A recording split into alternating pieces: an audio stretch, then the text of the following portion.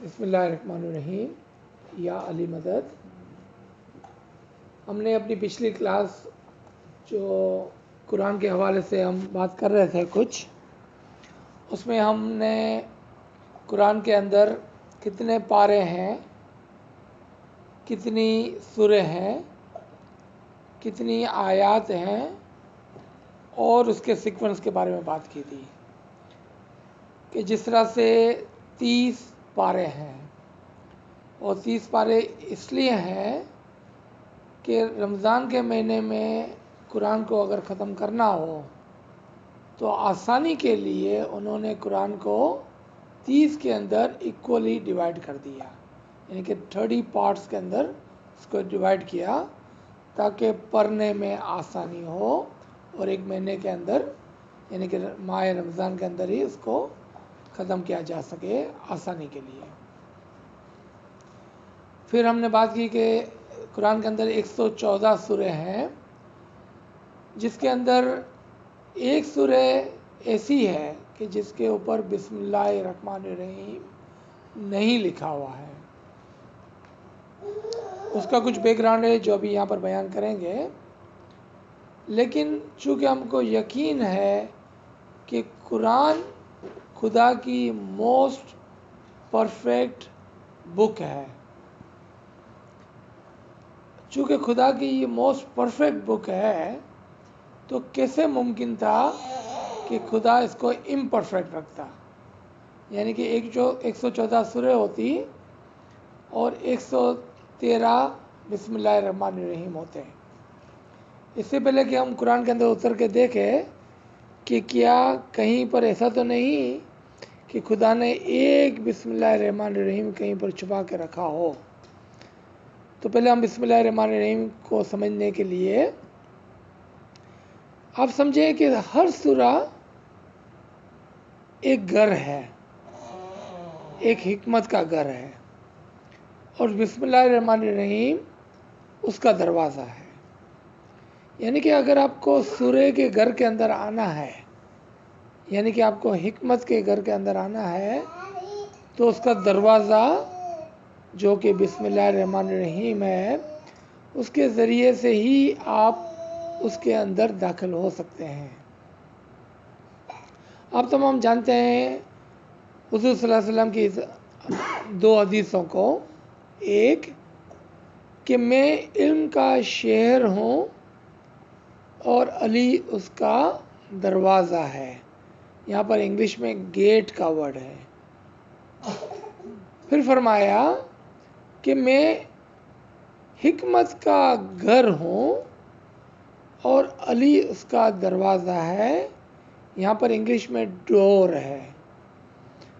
Get اور ڈور بظاہر یہ انگلش کے 2 الفاظ سملر ہے اور ایک دوسرے کے لیے کبھی کبھار ہم یوز بھی کرتے ہیں، لیکن گیٹ جو ہے وہ عموماً بڑی جگہوں کا ہوتا ہے۔ فار ایگزامپل کہ شہر کا دروازہ، اس کو ہم گیٹ کہیں گے کیونکہ وہ بہت بڑا گیٹ ہوتا ہے، یا گیراج کا گیٹ کیونکہ وہ بہت بڑا ہوتا ہے، جبکہ گھر کا دروازہ جو ہے وہ چھوٹا ہوتا ہے تھوڑا سا بنسبتاً بڑے گیٹ سے، تو اس کو ڈور کہتے ہیں۔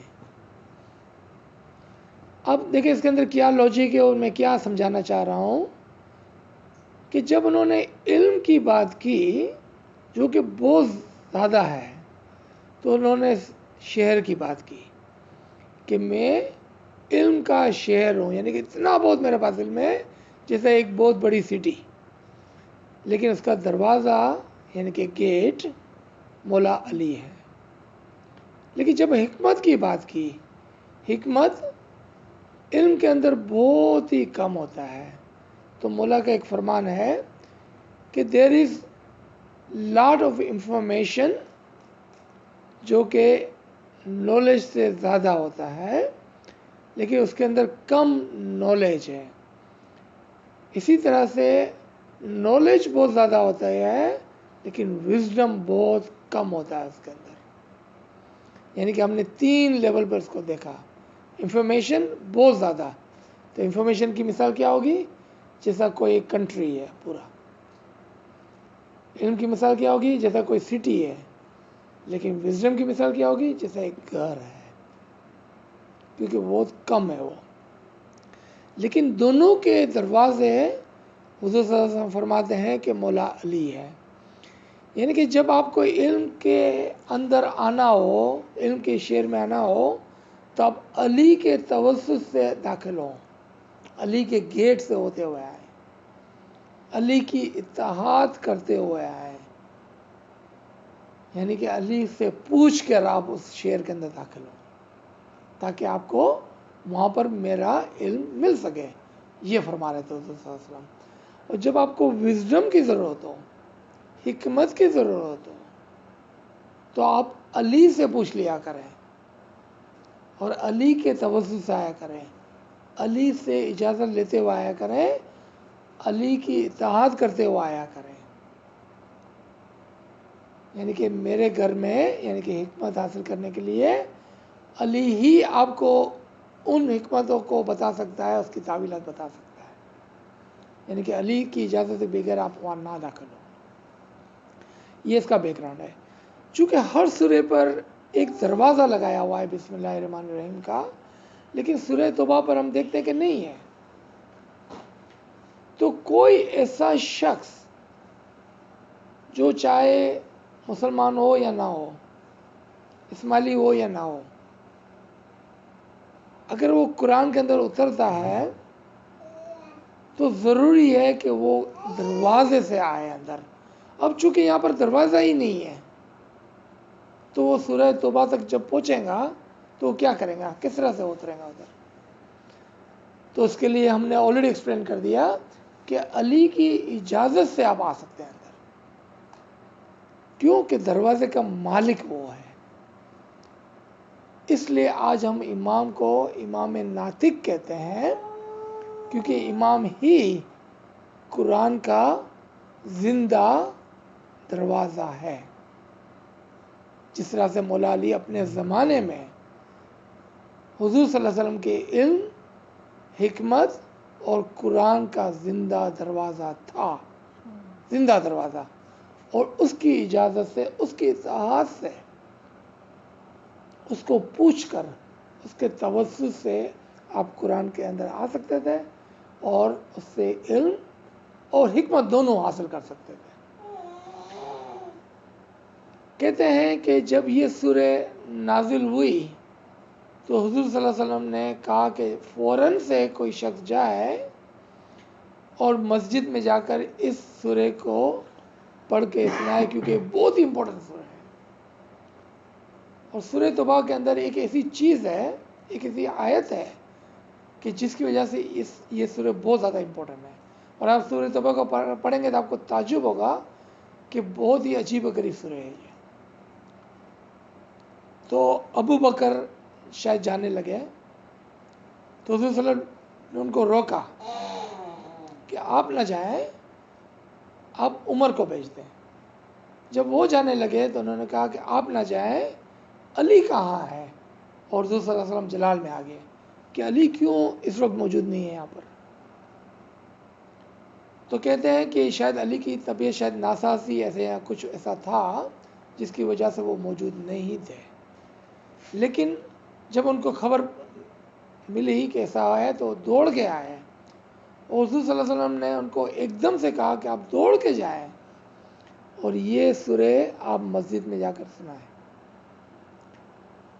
اور ہسٹورین نے، لکھنے والوں نے اس طرح لکھا کہ وہ اتنے جلدی میں تھے یا گھبراہٹ میں تھے، کیونکہ حضور صلی اللہ علیہ وسلم بہت جلال میں تھے، تو وہ بسم اللہ الرحمن الرحیم کہنا بھول گئے اور انہوں نے یہ سورہ پڑھ کے سنا دی. تو جس طرح سے لوگوں نے سنا انہوں نے لکھ لی. چونکہ انہوں نے بسم اللہ الرحمن الرحیم نہیں کہا تھا تو یہ مس ہو گیا. ٹھیک ہے، ہم اس بات کو مان لیتے ہیں، اس میں کوئی مسئلہ نہیں ہے. کیا وہ بعد میں کہیں پر بسم اللہ الرحمن الرحیم ایڈ نہیں کر سکتے تھے؟ وہ بالکل ایڈ کر سکتے تھے. اس میں کیا تھا؟ حضور صلی اللہ علیہ وسلم سے درخواست کرتے تھے کہ ایسا ہو گیا ہے یہاں لکھنے والے کو بولنے کی ضرورت ہی کیا تھی کہ بھئی آپ بسم اللہ الرحمن الرحیم لکھیں، جبکہ یہ حکم تھا کہ جو بھی کام کرے آپ خدا کے نام سے کریں گے. تو لکھنے سے پہلے انہوں نے بسم اللہ الرحمن الرحیم کیوں نہیں لکھا؟ آج ہم اتنی چھوٹی کلاس کے اندر بھی کچھ لکھتے ہیں تو پہلے بسم اللہ لکھتے ہیں اور اس کے بعد کچھ لکھتے ہیں. ہم استاد کو بولنے کی ضرورت نہیں ہوتی ہے، ہم کرتے ہیں. یہ نارمل ایکشن ہے ہمارا، کیونکہ ہماری تعلیم میں ہے کہ ہم پہلے بسم اللہ الرحمن الرحیم لکھیں. اچھا، تو پھر انہوں نے کیوں اس کو ایڈ نہیں کیا؟ پہلا کوشچن یہ ہوا. دوسرا، کیا حضور صلی اللہ علیہ وسلم نے اس کو ریویو نہیں کیا کہ یہ جو میں نے کہا تھا انہوں نے صحیح جا کے کہا کہ نہیں کہا؟ ضرور ریویو کیا ہوگا. اگر کیا ہوگا تو انہوں نے کیا نوٹ نہیں کیا کہ اس میں بسم اللہ الرحمن الرحیم نہیں ہے؟ 2 کوشچن ہو گئے. تیسرا، جب قرآن کو کمپائل کیا جا رہا تھا، یہ پورے کلیکشن جو تھا، کیا انہوں نے اس وقت نوٹ نہیں کیا اس کے اوپر بسم اللہ الرحمن الرحیم نہیں ہے؟ اس وقت ایڈ کر دیتے ہیں تو کوئی کہیں گا نعوذ باللہ ہم قرآن میں کیسا تبدیل لائے، کیسا ہم اپنی طرف سے ایڈ کر لیں. تو میری دلیل یہ ہوگی کہ کیا قرآن میں کبھی کوئی ایڈیشن، اومیشن یا ایسا کچھ نہیں ہوا ہے؟ بالکل ہوا ہے. کوئی بھی دانا شخص نہیں کہہ سکتا ہے کہ قرآن کے اندر کبھی کوئی ہیر پھار نہیں ہوئی ہے. سب سے بڑی ہیر پھار جو ہے وہ سورہ کی ترتیب ہے. دوسری جو ہیر پھار ہے وہ پارے بنانا ہے. تیسرا اس کے اندر زیر زبر پیش لگانا ہے. چوتھا اس کے اندر فل اسٹاپ اور وہ مقامات پر رکنا جس کو ہم رکوع کہتے ہیں وہ لگانا ہے. تو ہم نے دیکھا کہ ہم نے اپنی کنوینئنس کے لیے ہر تبدیلی کی ہے قرآن کے اندر. ایسا نہیں کہ ہم نے خداوند تعالیٰ کے پاک الفاظوں کو بدل دیا، ایسا نہیں ہے، میں یہ نہیں کہہ رہا ہوں. لیکن اپنے کنوینئنس کے لحاظ سے، پڑھنے کے لحاظ سے ہم نے اپنے لیے آسانیاں بنائی ہے. بڑی صورتوں کو پہلے رکھا ہے، چھوٹی صورتوں کو بعد میں رکھا ہے. ہم نے اس کے پارے بنائے ہیں، اس کے اندر زیر زبر پیش لگایا ہے، ہم نے اس کے اندر رکوع لگائے ہیں، جو کہ اوریجنل میں نہیں ہوگا کیونکہ اس وقت کمپائل نہیں ہوا تھا. کمپائل تو بعد میں ہو جا کے ہو گیا. یہ اور کہتے ہیں کہ قرآن کو 3 مرتبہ انہوں نے کمپائل کیا یا اس کے اندر امپرومنٹ کی.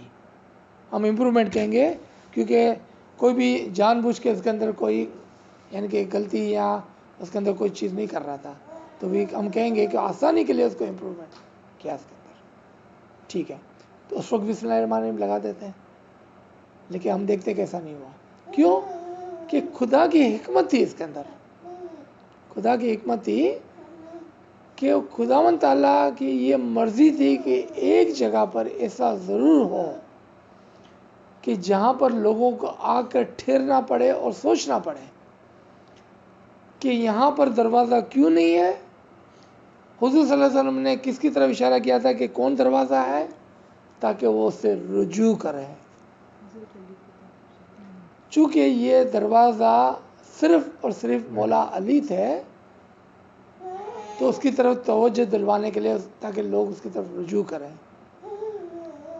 لیکن اگر کوئی اس کی طرف رجوع نہیں کرتا ہے اور وہ قرآن کے اندر دروازے کی بغیر اترتا ہے تو اسلام کے اندر ایک قانون ہے، اور اس شخص کو کیا کہتے ہیں کہ جو دروازے سے گھر میں داخل نہ ہو، اس کا نام کیا ہوتا ہے؟ چور ہوتا ہے. اور چور کی سزا کیا ہے اسلام کے اندر؟ اس کے دونوں ہاتھ کاٹ دیے جاتے ہیں. لیکن چونکہ یہاں پر کوئی فزیکل چوری نہیں ہے، یہاں پر علم و حکمت کی چوری ہے، تو یہ دونوں ہاتھ بھی ایسے ہی ہو گئے، نہ کہ فزیکل، کیونکہ فزیکل چوری نہیں ہے تو فزیکل ہاتھ نہیں ہو سکتے ہیں. تو یہاں پر کون سے دونوں ہاتھ ہو گئے؟ جو خداوند تعالیٰ روح اسلام کے قانون سے اس کو چھین لیتا ہوگا، کاٹ دیتا ہوگا. تو وہ شخص جو علی کے بغیر قرآن کے اندر اترتا ہے، خداوند تعالیٰ اس کے دونوں ہاتھ یعنی کہ اس کی روح اور اس کی عقل کو اس سے کاٹ لیتا ہے، لے لیتا ہے. اب اس کے بعد صرف کیا بچا؟ جسم. اب اس جسم کو کیا کہتے ہیں؟ جس کے اندر نہ تو عقل ہو اور نہ ہی روح. یا تو ہم کہیں گے کہ وہ پاگل ہے، یا تو ہم کہیں گے کہ وہ مردہ ہے. کیونکہ ایک کے اندر عقل نہیں ہے اور ایک کے اندر روح نہیں ہے، یعنی کہ ایک کے اندر ایک ہاتھ نہیں ہے، ایک کے اندر دوسرا ہاتھ نہیں ہے، تو ہم اس کو کیا کہتے ہیں؟ اور قرآن کے اندر یا اسلام کے اندر ہم اس شخص سے کوئی یعنی کہ حساب کتاب نہیں کرتے ہیں کہ جو پاگل ہو یا جو مر گیا ہو، کیونکہ مرے ہوئے آدمی کے پاس کوئی اختیار نہیں ہے۔ حساب کتاب کس سے ہوتا ہے؟ جو دانا ہوتا ہے۔ حساب کتاب کس سے ہوتا ہے؟ جو زندہ ہوتا ہے۔ تو خداوند تعالیٰ یہ دونوں سے چھین لیتا ہے تاکہ نہ تو ان کو علم ملے اور نہ ہی اس کو حکمت ملے۔ کیوں کہ علم اور حکمت کا دروازہ اور اس کا دونوں کا مالک وہ حضور صلی اللہ علیہ وسلم اور مولا علی تھے، یعنی کہ یہ علم اور یہ حکمت صرف دو شخص سے ہمارے پاس آ سکتا ہے، اور دونوں وہ اہل بیت ہیں، اور وہ کون ہے؟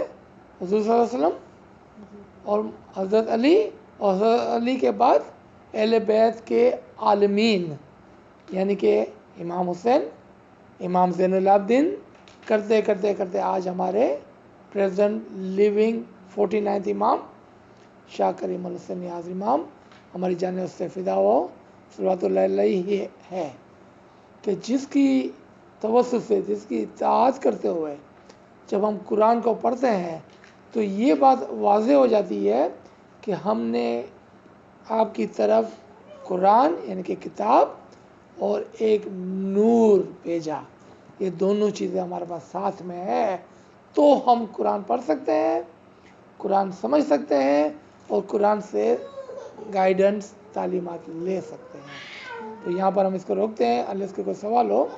یہ ہم نے نقطہ جو کیا وہ بسم اللہ الرحمن الرحیم کا تھا۔